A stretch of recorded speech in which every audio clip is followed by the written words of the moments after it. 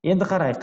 Жалпы біздің ұғымда, физика деген ұғымда жарық деген элемент болады. Біз оны айтамыз, жалпы енді жарық деген ұғымды толыққанды түсіндіретін тақырып ол толқындық оптика. Жалпы тақырып толқындық оптика. Ары қарай қандай тақырып өтетінімізді жайлап шеше береміз. Бүгін толқындық оптикамен бір бастайық. Толқындық оптика деген тақырыбымыз бұл не тақырып? Жалпы көзге көрінбейтін, бірақ толқыны бар элементтері толқындық деп өзі айтып тұр. Жалпы белгілі бір толқынға ие құбылыстар. Олардың бірі бізде ол жарық деген ұғымды алсақ болады, жарық. Жалпы дауысыңыз дұрыс естіліп жатқан жоқ. Менікі ма? Сөзші. Ең бірінші жарық деген ұғымнан бастайық, жайлап, нормально болады. Жарық. Жалпы жарық деген ұғым не ол енді? Жарық дегеніміз адамның жалпы көру қабілетін бір көрсететін ұғымдардың бірі. То есть біз жарық нәрсені көрген кезде ғана, бір белгілі бір жанып тұрған көзге көрінетін нәрсені қараған кезде ғана біз түсінеміз, көзіміздің көретіндігін, дұрыс па? Жалпы негізгі жарықтың таралу диапазон аралығы, жиілік аралығы 4 көбейтілген 10-ның 14 дәрежесі. Диапазон сызамыз. 7/5 көбейтеміз 10-ның 4 дәрежесі герц аралығы деп қояйық.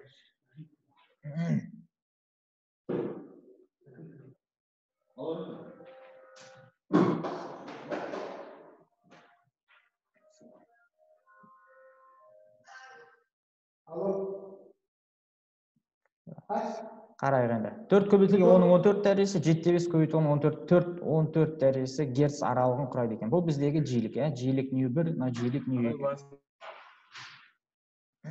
Дәл осы екі жиілік аралығында таралатын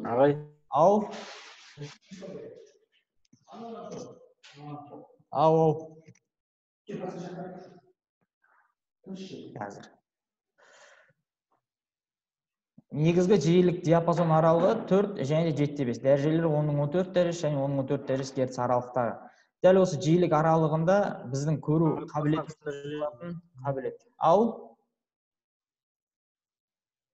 Нейді? Басынан түсіндіре желесіз бе? Жаңа естімей шығар жерді. Сөзші. Жаңғырық болып отыр. Қазір. Ағай, сіздің артыңызда ма сөйлеп отқан бір кісілер? Қазір шығар. Ес жағасаңызшы.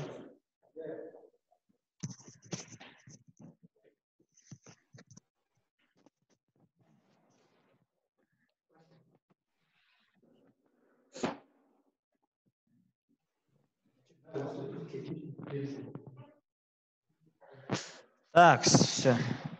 Талға тағыларыңыз ғой. Так. Жауып қойсам да ашық болады, таңғаласың.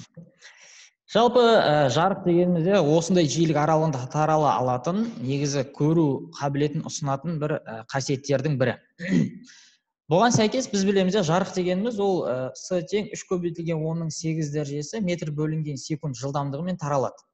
То есть біздің кез келген лазерден шығатын, кәдімгі лампочкадан шығатын болсын, кез келген жарықтың көзі дәл осындай жылдамдықпен тарайды. 3 көбейтілген 10-ның 8 дәрежесі. Значит, бұлардың жету толқындық ұзындықтары лямбдасы. Бізге таныс уже С бөлінген нью деген формамен таралады. Значит, толқын ұзындығын аралығын табатын болса, ол әрине 3 көбейтілген 10-ның 8 бөлеміз дәл осыны ньюға. Yani 4 көбейтілген 10-ның бірінші лямбда 1 деп қойсақ та болады, 14 дәрежесі. 3-ті 4-ке бөлсек 0,75 дәрежесі 10-ның -6-ны құрайды. 0,75 микрометр. Ал дәл осылай екінші толқын ұзындығын аралығын табатын болсақ, С бөлінген нью2 деген сөз. Ол әрине 3 көбейтілген 10-ның 8 дәрежесі. Бөлеміз осыны уже екінші мәніне 7/5-ке бөлеміз. Көбейтілген 10-ның бізде 14 дәрежесі деген сөз. 3-ті бөлеміз 7/5-ке, бізде шамамен бұл жерде 0,4 шығады. Көбейтілген 10-ның -6 дәрежесі метр. Жалпы 0,75 дегеніміз 0,75 дегеніміз 3 тұр қайыр жесек те болады. 750 қылатын болсақ, ол жерде бізде 750 наноға дейін барады. Ал 0,4 дегенді алатын болсақ, ол бізде Так, 400 нанометрға дейін барады деген сөз.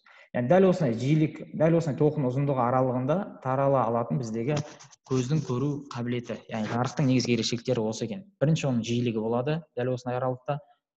Екіншіден олардың жылдамдығы бар, 3,18 дәрежесі, ал олардың таралу тоқым ұзындығының аралығы 750 және 400.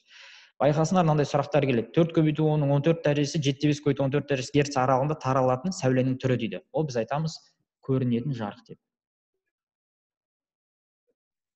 Көрінетін жарық. Немесе оның диапазонына тоқым аралығын береді. 750 мен 400 аралығында тарала алатын тоқым ұзындығы диапазон аралығына сәйкес келетін жарықтың сәуленің түрі десе, ол көрінетін жарық деп белгілейді екенбіз. Енді алып қарайық. Жалпы дәл осы 3,18 дәрежесі деген мән, бұл бізде жарықтың жылдамдығы деп жатырмыз. Жарықтың жылдамдығы. Жалпы жарықтың жылдамдығын негізінен 3 түрлі әдіспен ойлап тапқан. Ең бірінші, ең алғаш рет 1600, жалпы 17-ші ғасырдың бас жағында астрономиялық әдіспен бізде Ремер деген ғалым ойлап тапты. Дат ғалымы, Данияның ғалымы Ремер. Жалпы Ремердің ойлап табу бойынша, бұл енді өзі айтып тұр ғой, астроном ғалым Ремер деген, Даниянікі. Жалпы астрономиялық әдіспен ол ойлап тапқан кезде қалай істейді? Жалпы белгілі бір жер планетасының айналасындағы жерге жақындау планеталарының ішіндегі ең ыңғайлысы Юпитерді таңдап, Юпитердің серігімен жалпы байланыстыра отырып, жарықтың жылдамдығын ойлап табады. Енді ол жерде оның өзі бір бөлектеу тема. Но жалпы астрономиялық әдіспен тапқан ғалым ол Ремер. То есть жалпы бір жарықтың жылдамдығын есептеу үшін оған өте ұзақ уақыт кетеді. Белгілі бір айдың, күннің, басқа Юпитер планетасының жәндегі серіктерінің тұтылуын бәрін есептей отыра, жалпы 3,18 деген санға жақын жуық мәнді ойлап табады. Одан бөлек, жалпы егер де бізде есепте оны есепте нақтырақ сұрайтын болса, және әрине біз жылын жазып қойсақ болады, оны 1675 жыл деп.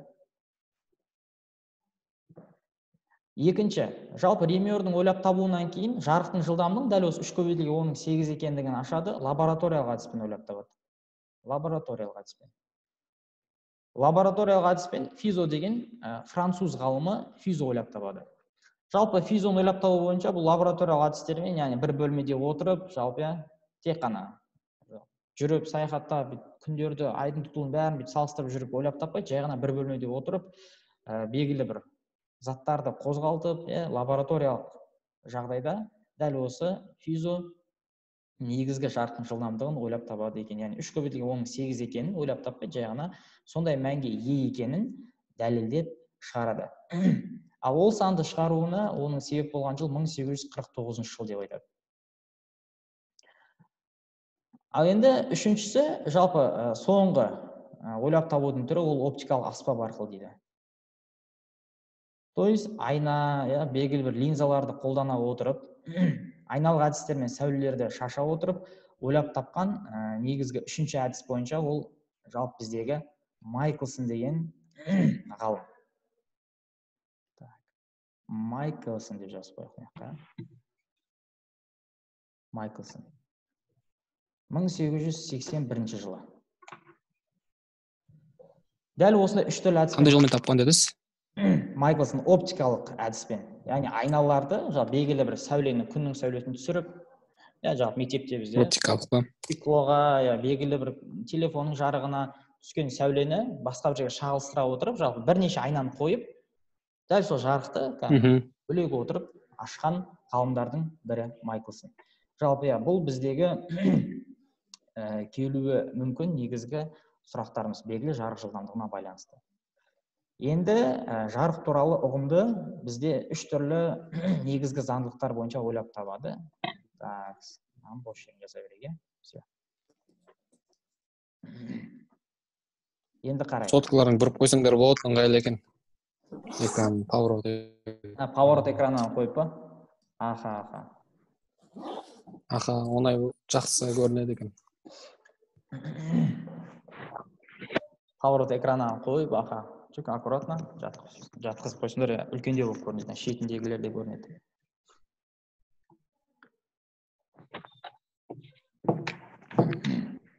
Енді қарайық. Енді ең қызық бөліктері. Жалпы жарықтың таралуы енді. Бұл енді бәрімізге бір қызық ұғым да, бұл жарық дегеніміз қалай таралады? Қай кезде қалай таралады? Жарық деген ол тек қана... Ай, бір сұрақ қойсам ба мағай? Аха, сұрай ғой. Төртінші түрі қалай дедіңіз? Төртінші түрі? Төртінші түрі жоқ, үш ақ түрі ғой. Жаңағы Біріншісі ойлап тапқан. астрономиялық. Төрт түрге бөлінеді. Бірінші астрономиялық. Үш түр мағай. Үш түр. Екіншісі лаборатория. Все, болды. Үш ақ түрі ғой. Үш негізгі түрі. Все. Рахмет. Енді қарайық. Жалпы жарықтың таралуын енді бөліп зерттеген ғалымдар бар. Олардың бөлек толқын ұзындығына байланысты бөлек, жиілігіне қарай бөлек, және де оның жылдамдығына қарай бөлек. Жылдамдығына қарай, в принципе, ұғым айтылды, ол жарық жылдамдығының тұрақтылығына байланысты дейді. Енді біз жарықтың таралуы бойынша негізгі құбылыстарды ашып қарастырайық. Ең бірінші жарықтың интерференциясы деген ұғыммен танысайық.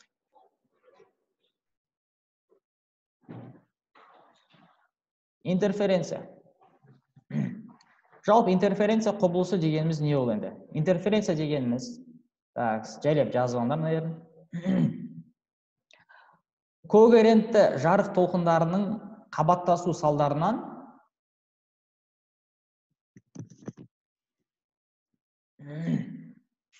басын айтып жүріңізші. Интерференция сықша қойыңдар. Когерентті жарық толқындарының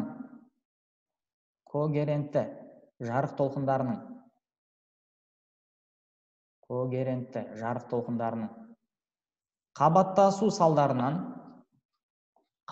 салдарынан кеңістіктің әртүрлі нүктесінде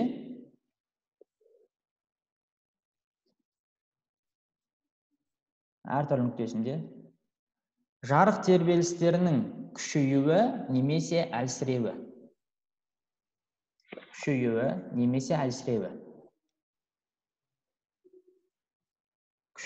Кеңістіктің әртүрлі нейсіз?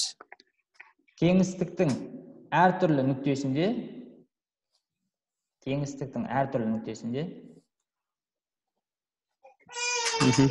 жарықтың күшеюі немесе әлсіреуі. Жарық тербелістерінің десеңдер де болады, немесе жарықтың дей берсеңдер де болады.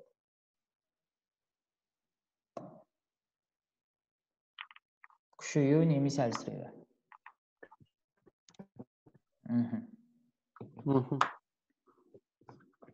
Қарайық енді. Жалпы интерференция ұғымы бұл жаңа айтып жатыр, когерентті жарық толқындарының қабаттасу салдарынан кеңістіктің әртүрлі нүктесіндегі оның күшеюі, тербелістерінің күшеюі немесе басылуы дейді. Жалпы интерференция шарты орындалу үшін ең бірінші ол екі тербелістің жиіліктері тең болу керек. Және олардың фаза айырмалары тұрақты болу керек деген жағдай бар. Бұл не деген ұғым енді қарайық. Жалпы интерференция құбылысы дегеніміз, яғни белгілі бір жарықтың немесе адамның дыбысының болсын, кез келген бір жиілікпен таралатын толқындардың қабаттасуы, былайша айтқанда қосылуын интерференция деп айтамыз да. Мысал алып қарайық, мына бізде бір тербеліс болсын, байқап отырған мынандай бір тербеліс. Мынандай бір тербеліс.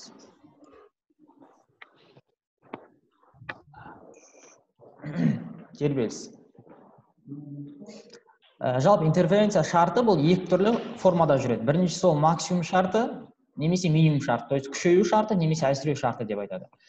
Қарайық, максимум шарты дегеніміз ол қалай болады? Интерференцияның максимум шарты дегеніміз ол қалай жүреді? Соған бір тоқталайық. Ол үшін бізде олардың жиіліктері сәйкес болу керек. Дәл осындай тербеліс болса, дәл осындай екінші бір тербеліс, дәл осындай форматта қайтадан алып келу керек. Мына екі тербелістің қабаттасып екеуі когерентті қозғалып, сәйкесінше қозғалып, бір-біріне қосылатын болса, бұл тербеліс тура сол тербелісті сақтайды. Дұрыс па? Қарап отырсаңдар, екеуі қоссақ, мысалы екі тербелісті, олар тура сондай тербелісті жалғастырады ары қарай. Көрдік па? Дәл осындай тербелістер бұлар күшейеді деп айтылады. Одан артық көбейе түседі. Бұндай тербелістер жалпы максимум шартына жатады.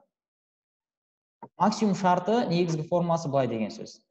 Дельта L тең 2К көбейтеміз лямбда бөлінген 2 деген сөз. Жалпы бұл формадан бізге таныс нәрсе 2 мен 2 қысқарып түбінде бір К лямбданы береді деген ұғымға келіп тұр. К лямбда. Аха. лямбданы береді деген ұғымға келіп тұр. Бірақ не үшін оларды біз басында не үшін оларды қысқартпай обязательно 2 деп жазып, сосын барып лямбда деп қоюымыз керек? Не үшін есептелу керек? Өйткені жалпы бұл жердегі дельта L деп отқан ұғым немесе мынау.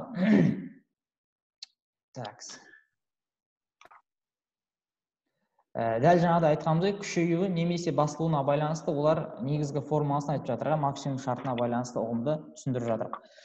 Бұл 2К лямбда бөлу 2 деген ұғымдағы дельта L дегеніміз не ол? Дельта L дегеніміз ол біздегі жолдарының айырымы. Жол айырымы. Жол айырымы. Жол айырымы. Жол айырымы дегеніміз белгілі бір осы екі дененің, мысалы, мынау бізде тоқым ұзындығы сәл мынаяқтан басталған болуы да мүмкін, ол разница жоқ. Яғни мына бастапқыдағы мына тоқымның ұзындығы бізде L1 болатын болса, мына тоқымның ұзындығы бізде L2 болады. То есть бір тоқым ұзындығы емес, жалпы тербелістің ұзындығы, дәл осы екеуінің айырмасы дельтасы дегеніміз мына жер екендігі көрініп тұр, дұрыс па? Мына жер дельтаны береді деген сөз. Дельта L деген нәрсе осы. К дегеніміз ол реті деген сөз, реті. Қазір оны біз практика жүзінде көреміз, сол кезде ол реті деген не екені байқалады. Және лямбда деген ұғым тұр, бұл бізде тоқым ұзындығы. Тоқымның ұзындығы. Тоқым ұзындығы дегеніміз мына сызбада мына аралық пен мына аралық, дұрыс па? Осы аралық лямбданы береді бізге. Ал жалпы бүкіл тербелістің ұзындығы ол L деген әріппен белгіленеді.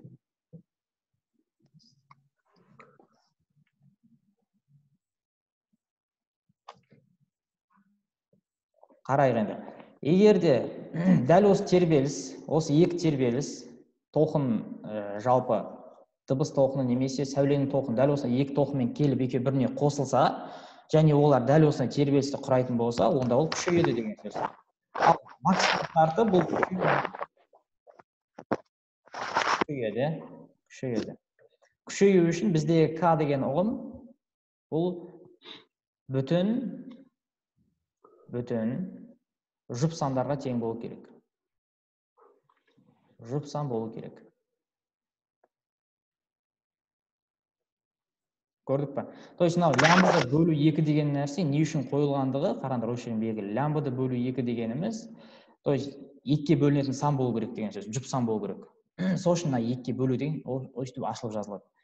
Лямбда 5 деп қойсақ, немесе басқа бір санды алып қойсақ, онда ол бізде тақ сан болып қалуы мүмкін.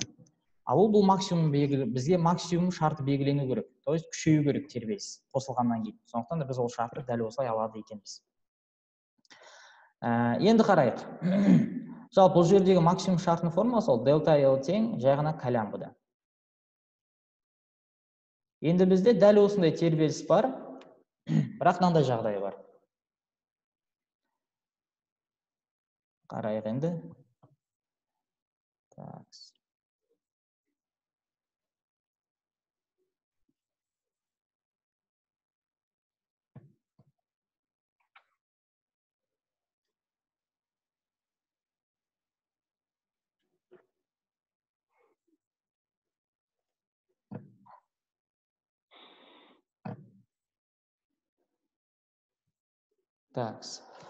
Енді қарайық. Бұл максимум шарт. Енді минимум шарт деген жағдай бар. Бұл шарт былай болады. Егер де екі тербеліс тербеліп келіп, ал енді екінші тербелістің уже фаза айырмасы бұған сәйкес келмесе,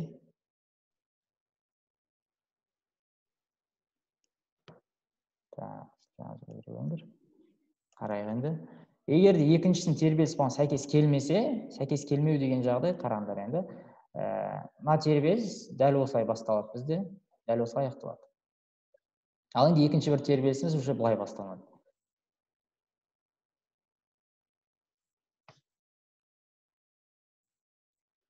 Көрдік па?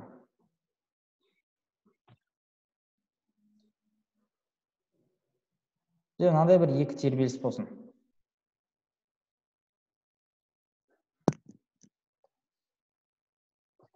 Мына тербеліс бөлік, мына тербеліс бөлік деп қойдық.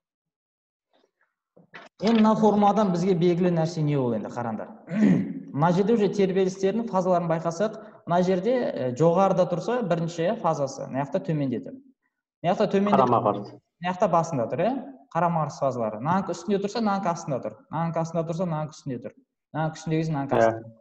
Ал енді дәл осы екі тербеліс біз егер қосатын болсақ, бұл жерде не шығады? Бізде мынандай линия шығады. Егер тура осыған қосатын болсақ, бізде шығады екен, жағынан мынандай линия шығады. Көрдік па? Тербелісіміз, яғни несе жиналып қалады деген сөз. Түп түзу болып қалады. Бұл шарт минимум шарты деп айтылады. То есть біздің тербелісіміз күшейген жоқ, керісінше әлсіреді деп айтылады да. Әлсіреді.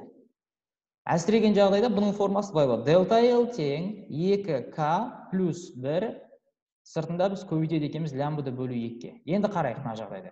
Плюс 1 деп тұр мына жерде, көрдіңдер ме? Енді 1-ге қосылған санның бәрі әрине тақ болады, дұрыс па? То есть 2-ке көбейтіліп, 1-ге қосылған санның бәрі тақ болады. Мысалға К бізде 7-ге тең болса, 7 2 14, қосасын 15 шығады, дұрыс па? Қандай да сан 2-ге көбейтіліп 1-ді қоссаң, ол всегда тақ сан шығады. Значит, ол әлсірейді. Яғни егер де бізде К жалпы мынаның мәні немесе К деген ол бізде тақ сан, немесе бүтін емес сан болса, яғни 1,5, 1,8 тоже самое. Онда ол жағдайда біздің тербелісіміз интерференция шарты бойынша ол әлсірейді деген ұғымды білдіреді. Әлсірейді деген ұғымды білдіреді.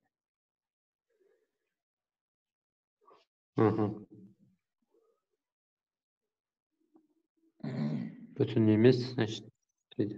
Сонда К бүтін емес болса әлсірейді ғой, ә? Әлсірейді.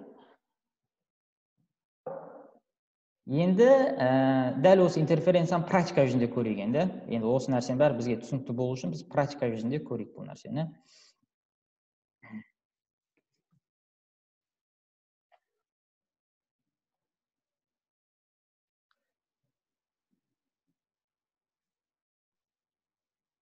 Так.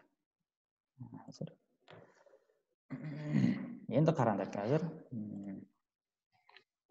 YouTube канал көрінді ма? YouTube канал? Қараңдар, YouTube-қа кіріп кету керексіңдер сразу. Көрінбеді ағай. Жоқ, көрінбеді ағай. Көрінбеді. Көрдік. Қараңдар енді, толқын деген нәрсе, ол жаңа айттық, бұл жарықта да бола беретін нәрсе, бұл сұйық затта да болатын нәрсе, бұл қаттыда да болады да. Енді когерентті және монохроматты деген ол когерентные волны и монохромные волны. Монохромный деген ол бірдей қозғалуы, когерентті дегеніміз, яғни сол қозғалысты жалғастыру деген ұғымды білдіреді да, сөздері. Мысалы, мына суретке біз қарасақ, көрдіңдер ме, қалай қозғалып жатыр? Жаңа біз екі тербелісті қостық қой, екі жақын тербеліп келді, екеуі қосылды, ары қарай да тербеліп кете берді да. Интерференциялық толқын деген нәрсе осы, яғни бір-бірін бүйтіп тоқтатпайды, керісінше бір-біріне жалғасып кете берді. Бұл максимум шарты. Монохроматты деген ол толқын дедіңіз, ә? Монохроматты деген осы жалғастырып кетеді. Толқынның былай бірдей қозғалып, сол қозғалыстарға жалғастыруға монохроматты деп айтылады.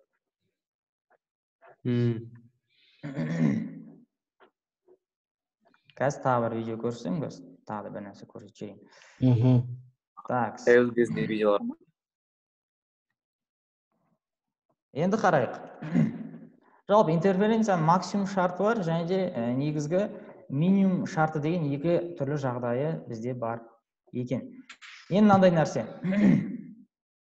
Жалпы біз интерференцияны негізгі жағдайларда, яғни көбінесе жарықтардың толқыны таралған кезде, немесе дыбыстық толқындар таралған кезде байқайды екенбіз. Одан бөлек біз оны қандай форматта байқаймыз қарайғанда. Дәл осы интерференция шартының негізі қаяқтан басталып жатқандығы, ол біздегі осы толқынды қойып жатқан екінші түріне кетеді уже. Бізге интерференцияның бас жағын өтеміз, енді оны біз дифракция деп айтамыз. Дифракция.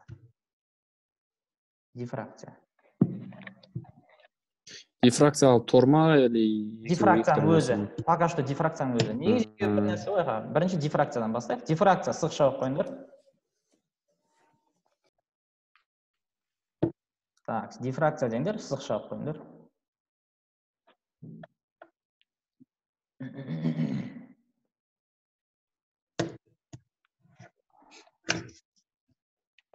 Бөгеттерді орағытып өту құбылысы деңдер. Бөгеттерді орағытып өту құбылысы. Бөгеттерді орағытып өту құбылысы. Дифракция. Бөгеттерді орағытып өту құбылысы. Орағытып деген қалай түсінуге болады ағай? Орағытып деген андай алдап кетіп деген сияқты. Алдап кетіп дегенде енді, то есть алдан кедергілер шығады, бос жерлерден өтіп кетеді. Өтіп кету мынандай бүйтіп. Иә, өтіп кетеді. жоқ. Так, мына жер жабық тұр екен деп. Қалай дейсіз ағай? Мысалға үлкен бір ворота тұрады, және де калиткасы ашық тұрады да. Мысалға машинамен келесің сен, жабық тұр екен ғой деп қайт кетпейсің да, машинамен келесің, есікпен түсесің дағы есікпен кіресің да өзің. Сол нәрсе орағытып өту. То есть алдынан шыққан кедергіге мойынсұнбай, ары қарай соны өтіп, орағытып өтіп кету ғой, соны амалын табу да, сол жерден кіріп кетудің амалы. Ыңғайлы амалын табу. Иә, ыңғайлы амалын табу деген сөз. Енді қараңдар, бұл енді не мағынада қолданылады? Бұл көбінесе жарықтарға қатысты ғой. Көбінесе тек қана жарықтарға қатысты. Жалпы дифракция деген нәрсе не ол? Біз дифракциялық тор деген нәрсені білеміз, иә. Дифракциялық тордың негізгі формасын білеміз. Но ол қаяқтан шыққанын көбінесе байқамай жатамыз да. Бірақ ол дифракция дегеніміз осы интерференцияның бастапқы бөлімі деп айтылады да. Интерференцияға дейінгі жағдайлар дифракциямен анықталады. Алып қарайық. Так, енді қарайық. Белгілі бір жарықпен, мына жақта иә, бір толқындар келіп жатады ғой, былай. Толқындар келеді.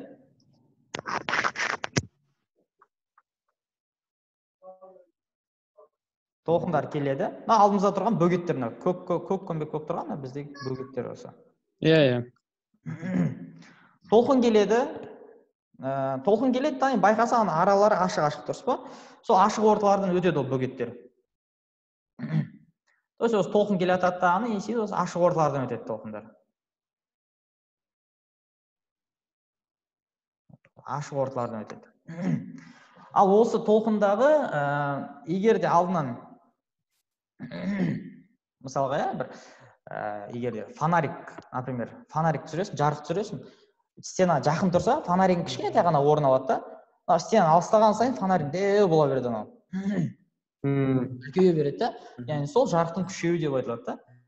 Енді қарайық.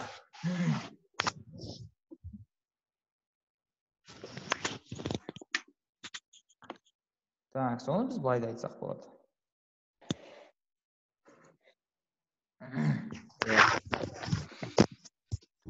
Енді барып атқан жарығымыз мына стена деп алайық, мына жерде тұрған бір стена. Өткен жарығымыз осы стенаға барып түссін. Бұл жарықтар енді түскен сәулелеріміз біздің 4 сәулеміз жинақталып барып, мысалға, так, спай деп алайық.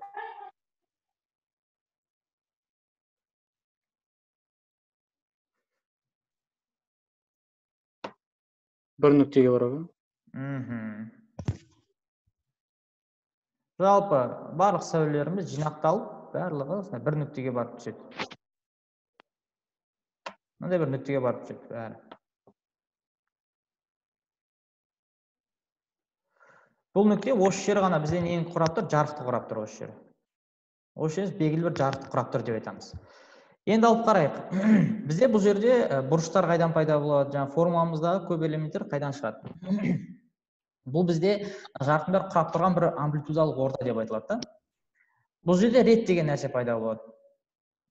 Рет. Мындай бір бөліктер. То есть бұлар көлеңке деп айтылады да бұл жерлер.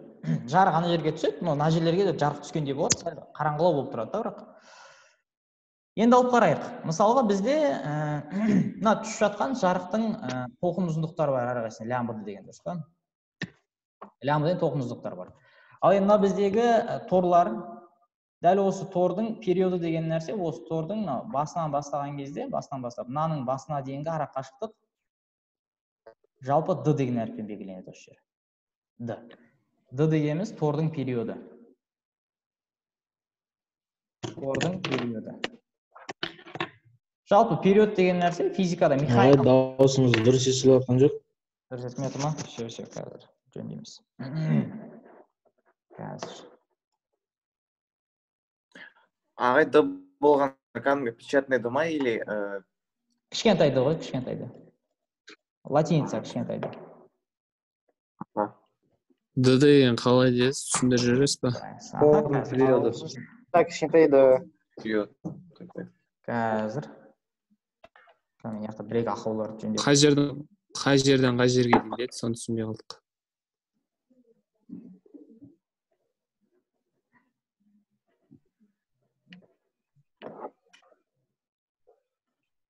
Қазір. Ана тор бар емес па? Соның несі ғой?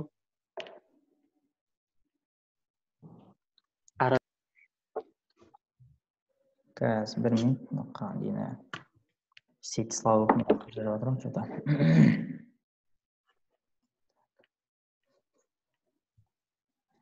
Я өз сет бітіріліп тұр что-то.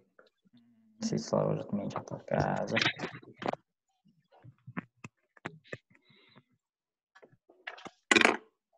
Дұрыс естімей тұр. Сет деген нәрсе Қазақстанда проблема нәрсе ғой негізі. Үлкен проблема. Бағана ғана осыны айтып кеткенмен ше.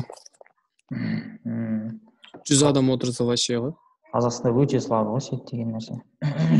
Толықтай келсің. Так, уже бізде 400 деген әлі біраз адам білмейді әлі 400. 400-іміз біздің видео сияқты.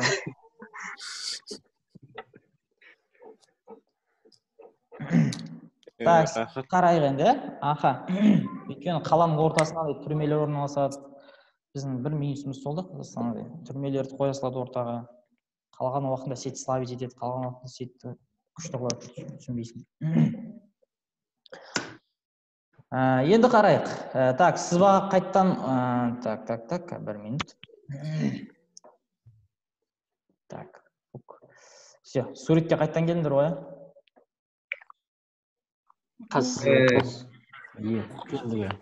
Так. Все, қараңдар енді. Д деген түсіндіріп жібересіз ба жаңағы? Аха, енді қарайық. Бірінші д деген нәрсе, міне, біз сызбада көрсетіп жатырмыз, д дегеніміз міне, мына тордың белгілі бір тордың аяқталып, басқа бір тордың басталатын ара қашықтығы д деген нәрсе. Бұл тордың периоды өлшем бірлігі метр. То есть механикалық период емес, механикалық период ол секунд и үлкен, ал бұл тордың периоды метрмен өлшенеді екен. Жалпы тордың период дегеніміз оның формуласы 1 миллиметрге қанша штрих сиятындығын түсіндіретін шама. N дегеніміз штрихтардың саны. N-дардың саны. Қанша майын бар бізде. Одан бізде көп болады. 1 миллиметр бөліп. Айс қататыз. Все, қазір нормально болады. Что, нормально? N деген қалай дедіңіз? Не дедіңіз N деген? Қарайық, D тордың периоды өлшем бірлігі метр. D дегеніміз ол 1 миллиметр бөлінген N. Жалпы N дегеніміз ол штрих саны деп қоямыз. Штрих саны. Мына көктердің саны ғой. Қанша көк бар? Соншама. Ал 1 миллиметрге қанша штрих саны кететіндігін анықтайтын шама ол тордың периоды деген сөз. Енді қарайық, жалпы түскен жарықтар осы дифракциялық бетке түскен жарықтардың бәрі, тордың периодына, торға түскен жарықтардың бәрі жиналып бір жерге барып түседі бұлардың бәрі. Вот солардың түскен жері бір ретті көрсетеді, то есть К деген санды көрсетеді. Олардың бәрі жинақталып осы К-ға түседі, ол К дегеніміз реті деген сөз. То есть бірінші рет, екінші рет болуы мүмкін, сол реттің бір белгілі бір санына түседі бұлардың бәрі. Біз оны К деп айтамыз. Реті деген сөз. К реті деген сөз. Енді қарайық, бұл сәулелердің бәрі жинақталып, енді бізде К деген цифраға түсті, дұрыс па? Бұның ортасы, жалпы, дәл ортасындағы цифра, ол всегда нөлді көрсетеді, міндетті түрде. Бүкіл күш түсетін орта нөл деп айтылады да. Ал астына қарай оның уже минус мәндер етеді. Минус 3 болуы мүмкін, минус 2 болуы мүмкін, минус 1 болуы мүмкін. Соны бітеді. Мына жақта уже 3-тен бастап, наоборот, 1, 2, 3 болып кетеді. Мына жаққа минус 1, минус 2, минус 3. Минус 4-ке дейін кетуі мүмкін. Мына жаққа 4-ке дейін кетуі мүмкін. Бұл реттердің саны. Біз тура қай нүктеге түскен туралы беріліп тұра ма? Аха, қарайық. Есепте беріледі. Есепте беріліп тұра ма деп айтамыз. Қай ретке түскендігі туралы. Енді қарайық, оны былай да есептеуге болады. Жалпылама бізде мына қарайық енді. Ал біздегі бұрыш мына жер. То есть нормаль түсіруге болады. Мынау жарықтың қандай бұрышпен түскендігін анықтайтын фи деген бұрыш осы жер. Ол фи бізде міндетті түрде синустың мәнімен анықталады, және де оны біз былай деп аламыз. D синус фи мынандай форма шығады бізде. Тең К көбейтілген лямбда деген сөз. Ал мына екі толқынның ара қашықтығы, арасында ара қашықтығы. Дәл бағана біздің әрбір толқындарымыз ғой, жаңа біз сызбада көрдік та, бұлар бәрі жинақталып, бір нүктеге келеді, ары қарай уже интерференция басталып кетеді мына аяқтан кейін. Ал интерференция барғанға дейін біз не істейміз? Мына екі толқынның ара қашықтығын білсек болады. Ол екі толқынның ара қашықтығы дельта L деп айтылады. Дельта L деп айтылады. Ал дельта L дегеніміз, значит, дәл осы жердегі мынау мінекей, мына жерден де ол нормаль түсіруге болады, дәл фи деген бұрыш. Дәл осы жердегі фи деген бұрышымыз мен тордың периодын көбейтіндісі, д мен синус фидің көбейтіндісі. Бізге толыққанды дельта L-ді бере алады деген сөз. Ағайлар. Қалайсыңдар, әлбек айлам. Қалайсың? Давай, шаршамандар. Қалайсың? Оқыңдар сабақ. Сіздер үшін атын таяқ айдап келдік. Красавчиктер. Так. Енді қарайық. Бізде жаңа интерференция шарты бойынша дельта L колямбода тең болған, алдындағы жаңа бірінші бетте. Ал енді дельта L деген біздің мына формада қазір d мен синус фидің көбейтіндісінде береді екен. Бұл жағда енді былай деп түсіндіруге болады негізінде. Мінекей, мына жер дельта L-ді береді бізде. Бұл жерден гипотенуза d-ны беріп тұр ғой. Дельта, значит, синус фи дегеніміз бұл жерде дельта L бөлінген d-ны беріп тұр деген сөз. Қарсы жатқан катеттің дельта L-дің біздегі гипотенузаға қатынасы синус фиде беріп тұр деген сөз. Енді бұл сызбада сәл енді ыңғайсыздау көрініп тұр, негізінде общий қазір бір толыққанды асықпай бір сызып көрсетеміз қазір. Дәл үшін дельта L тапсақ, ол синус фи мен d-ның көбейтісіне тең болады. d синус фи деген сөз. Ал бізде дельта L колямбоға тең, екеуін көбейтіп, біз андай дифракциялық тордың формасын алсақ болады екен. d синус фи тең колямбода. Бұл максимум шарты үшін то же самое. Дәл осының минимум шарты үшін де бар, ол бізде былай деп қарастырылады. d синус фи дәл осылай басталады, тең. Уже жақшаның ішінде 2k плюс 1 және де лямбда бөлінген 2 болады деген сөз. Көрдік па? Бұл шарт бізде минимум шарты болады. Минимум шарт. То есть, жарық түскен кезде сәуле әлсірейді, жарық түскен кезде сәуле мықты, мощный жарық беруі мүмкін. Ол бізде жарықтың түсуіне және бағытталуына байланысты. Енді қарайық енді. Мынандай бір қызық нәрсе көрсем, бір есеп шығарып көрейік қазір мына жерде. Именно k-ға ретке байланысты бізде мынандай есептер бар.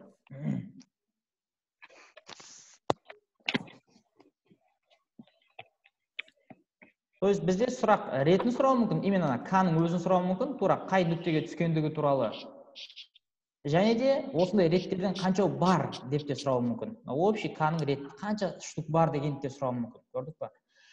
Ол бізде сонда қанша реттік штук бар деген қолданымыз 2k плюс 1 деген бар формуласы.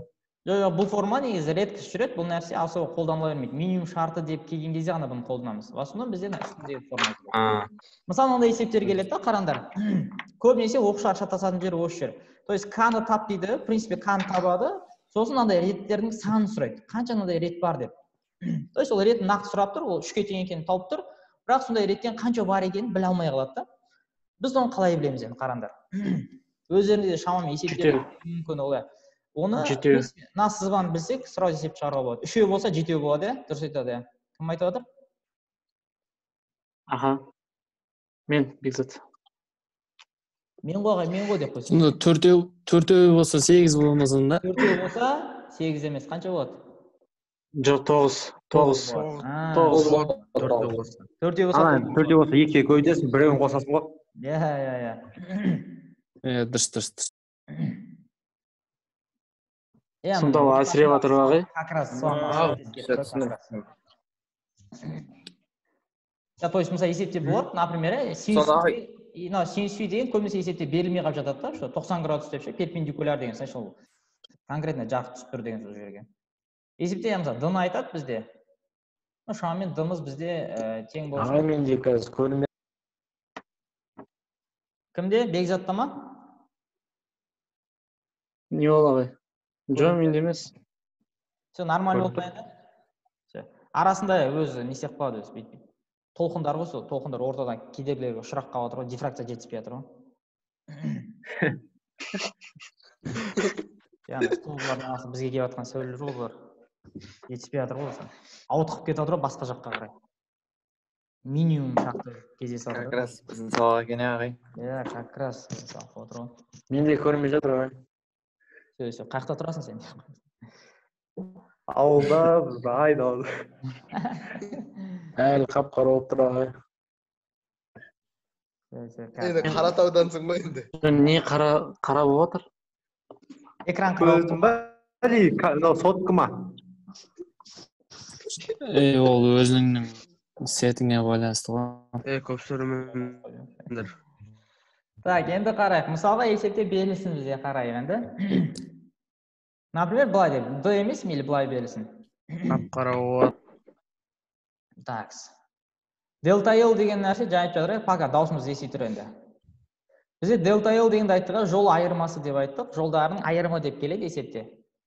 Delta L тең есептегі шартына байланысты беріледі бұл нәрсе. Бізде ол берілсін шамамен 24 микрометр деп берілсін. Көбінесе осылай микро деген аз мәндермен беріледі. Көріп, 24 микрометр, ұзындығы метр оның. Ал бізде таралу тоқынның ұзындығы еді, то есть лямбда беріледі.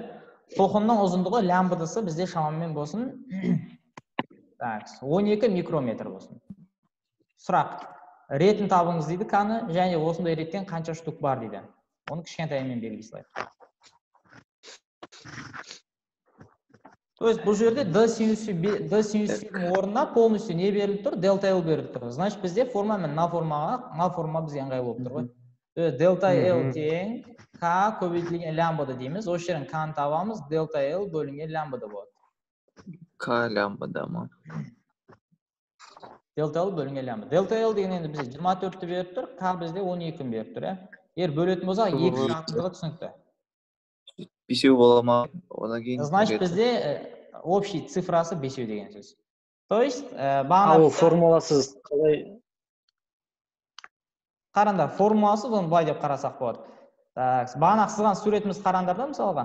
Яғни дифракцияның астында жаңа сурет тұр ғой, көрдіңдер ма? Шималап тастаған суретіміз мощный. Бізде мынандай болып тұр ғой, значит, қарандар. Бірнеше тоқын ұзындығы былай келе жатыр. Белгілі дифракциялық шекке соқтығысып, бұлардың бәрі үсті бір 2 деген цифраға түсіп отыр бізде. Көрдік па? Бұлардың бәрі 2 деген цифраға түсіп тұр міне. 2. Бізге сұрап тұр, осындайдан қаншауы бар дейді. Значит, мына жақта 1 бар деген сөз ғой, явно. Ортада 0 бар. Мына жақта -1 бар, мына жақта -2 бар. Значит, қаншауы болды вообще? 5. Осы ғой жаңадан сұрап жатқан көрдіңдер ма? 5 деген осы.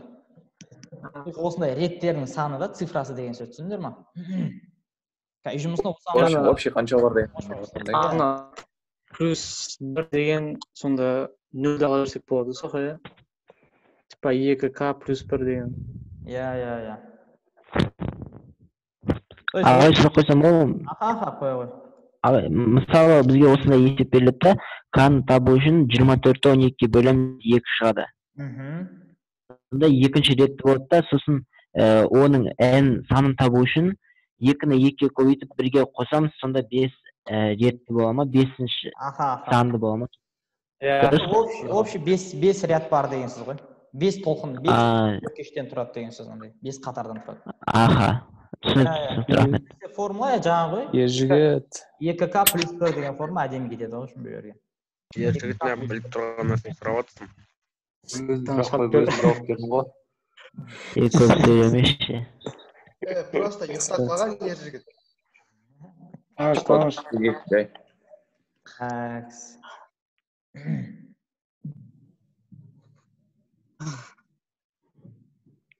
Жалғастыра беріңіз ай.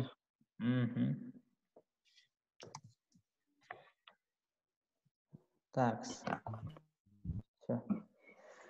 Енді қарайық. Қалам деген функцияны өшірсек, көреді қалам деген функция қосылып кетті ар жақта.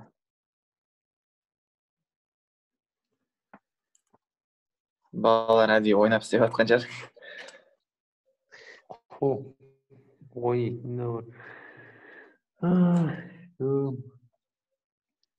Кім қосты? Өшіндір. Бұл қалам деген типа есеп сұраған кезде сондай да керек емес па, иә? Сондай кезде сендер жазасыңдар. Типа тақтаға шық деймін ғой. Саламат тақтаға шық дейсің ғой. Саламат. Так, сонда сонымен жалпы дифракция деген бөлімі осы екен. Енді дифракциядан бөлек Енді бізде соңғы үшіншісі бар. Соңғы үшіншісін біз айтады екенбіз былай деп қараңдар. Соңғы үшінші түрі жарықтың дисперсиясы. Дисперсия деп айтамыз. Дисперсия. Дисперсия. Дисперсия деп қойыңдар. Дисперсия. Қазір.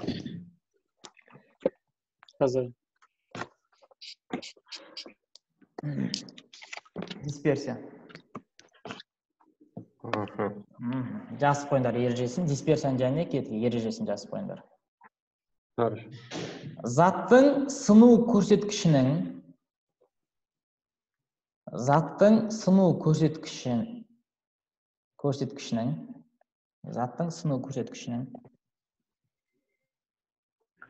оған түсіп жатқан жарық жиілігіне тәуелділігі. Оған түсіп жатқан жарық жиілігіне тәуелділігі деп қойыңдар.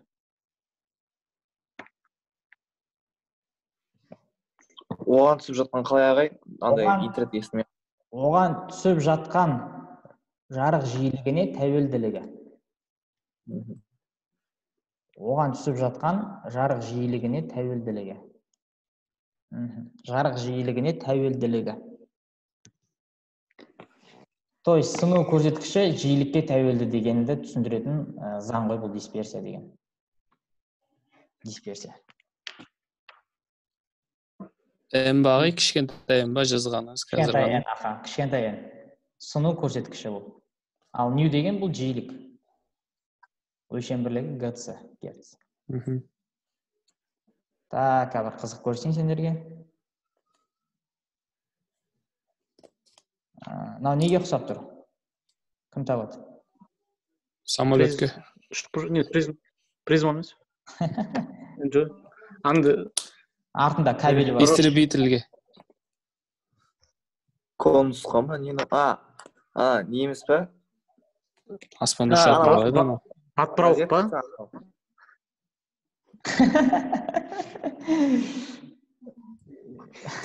Не оны тобы деген?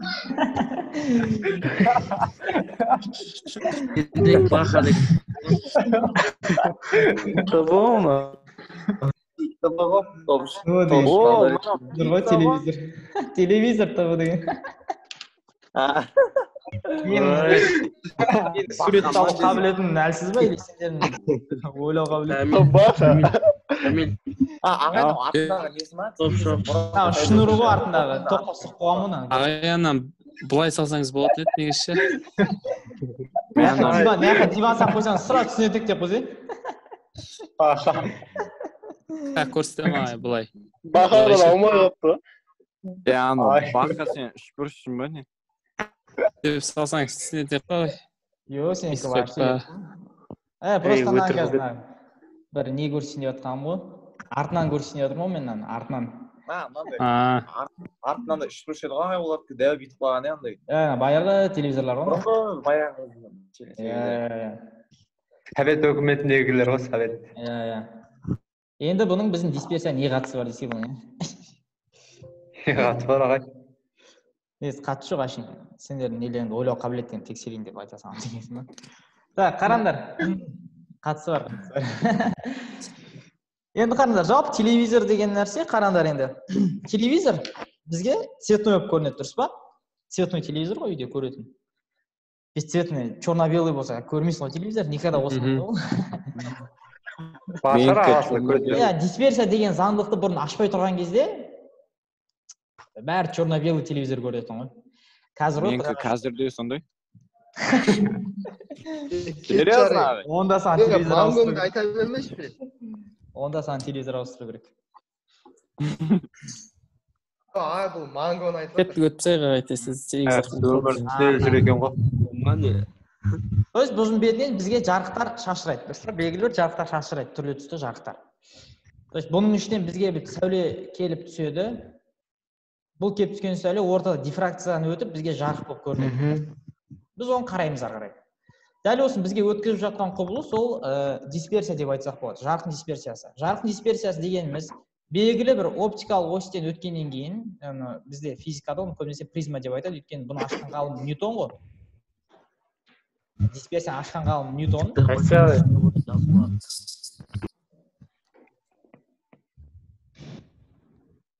Жарық дисперсиясын ашқан ғалым Ньютон. Және 1672 деп қойсаңдар болады. 1672 жылы Ньютон ашады бұны. Ньютон негізі біраз нәрсені ашқан ғой. Қай жылы? 1672 жылы Исаак Ньютон ашады. Исаак Ньютон қалай ашады енді? Белгілі бір оптикалық осьтен бір шыны секілді заттан, енді біздің телевизордың беті шыны ғой, стекло дұрыс па? Сондай бір шыныдан өткеннен кейін еді. То есть арттан бізден сол одноцветный болып келеді, бірақ ол сәуле уже ары қарай басқа түспен тарайды дейді. Ол негізінен 7 түрлі түске боялады.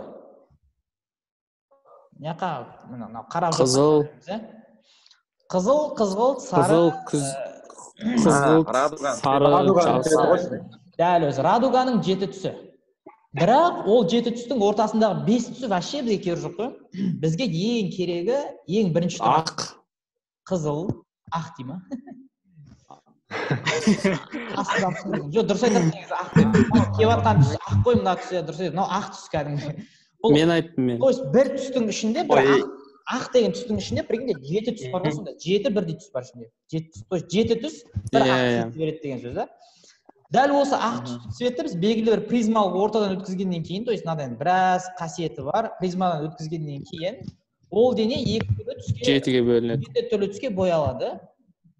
Оның ең төменгі түсі күлгін деп айтылады, то есть фиолетовый. Ал ең үстіндегі түсі қызыл, то есть красный деп орысша түсінесің.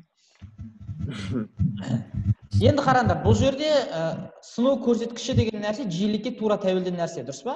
Мынау қызыл, қараңдар, қызыл келе атып, қызыл бағытын жалғастырды, күлгін шамалы былайынан кетті. Енді сұрақ келеді. Сыну көрсеткіші қай түсте көп дейді? Қызылда ма? Немесе күлгінде ма? Қайсында сыну көрсеткіші көп? Күлгінде. Күлгінде, өйткені келе жаттыдағыны резко сынды, дұрыс па? Ал қызыл келе атты, асуға бұрылған жоқ сәл ғана.